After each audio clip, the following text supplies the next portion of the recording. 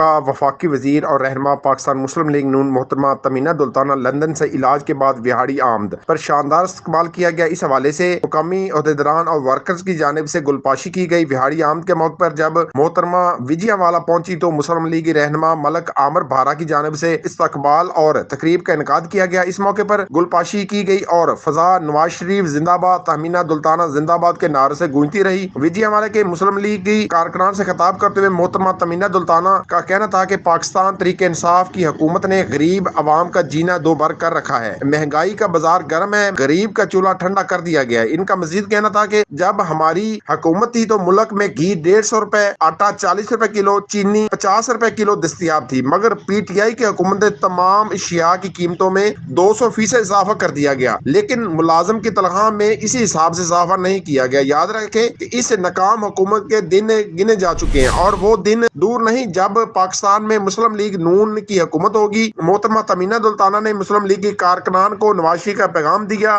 ان کا کہنا تھا کہ نواز شریف جلد پاکستان آئیں گے اور غریب لوگوں کے دکھوں کا مداوع کریں گے، لیکن تب تک آپ لوگوں کو ثابت قدم رہنا ہوگا اور اس حکومت کے غلط پالیسیوں پر سے بیکار رہنا ہوگا۔ سابق ایم پی اے اور وزیر زراعت پنجاب نعیم خان بابا، روش شبیر بلو، سٹی صدر پاکستان مسلم لیگ نون شیخ عبد الرحمان کا کہنا تھا کہ ہم لوگ اپنے قائد کے ہر حکم کے بجا لانے کے لیے ہر دم تیار ہیں اور محترمہ تمینہ دلتانہ کی قیادت میں ہر مشکل کو برداشت کریں گے۔ اس موقع پر ملک بلال، حمزہ طور، کاشف بھٹی، شیخ ظفر، شہزاد ناصر دلتانہ سمیت اہل علاقہ کی کثیر تعداد نے شرکت کی۔